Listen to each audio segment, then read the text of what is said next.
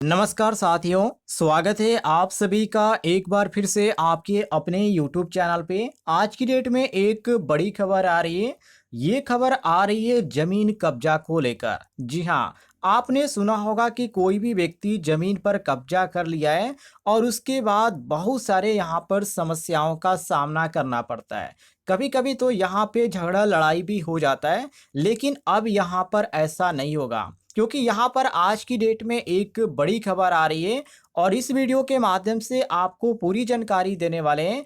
ऐसे आपके सामने भी आपको देखने को मिलता है कि आपकी ज़मीन कोई भी कब्जा कर लिया है, तो सबसे पहले आपको क्या करना पड़ेगा। तो चलिए, ये सारी जानकारी आपको ऑफिशियल न्यूज के अंतर्गत देने वाले हैं। यहाँ पर आप देखिए, साफ तौर पे इन्होंने लिख रखा है कि आज के समय में प्रॉपर्टी पर अवैध कब्जा करना कोई नई बात नहीं है। हर गांवों से लेकर शहरों तक लोग इस झंझट में उलझे हुए हैं।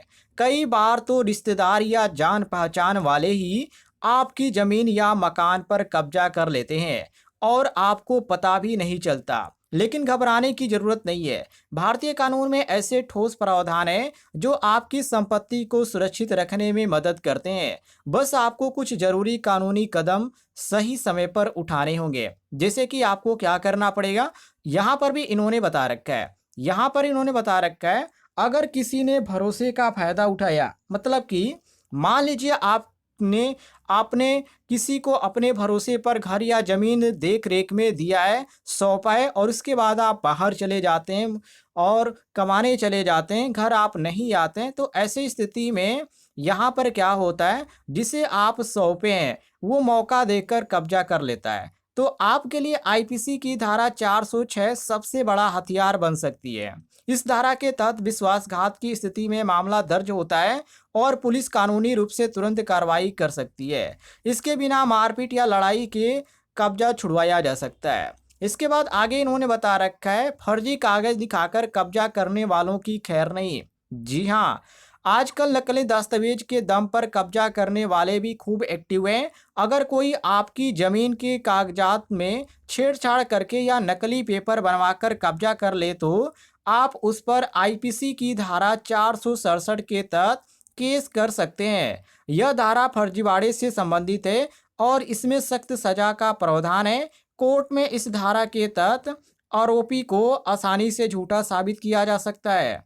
आगे इन्होंने बता रखा है, जब धोखा हो गया हो। जी हाँ, कई बार लोग आपकी जमीन खरीदे या किराए पर लेने के नाम पर दस्तावेज साइन करा लेते हैं और बाद में पूरे मकान या प्लाट पर कब्जा कर लेते हैं। ऐसे में आपके लिए आईपीसी की धारा 420 सबसे फायदेमंद है। यह धारा धोखाधड़ी से संबंधित और इसके तहत मामला दर्ज होते ही पुलिस गिरफ्तारी कर सकती है।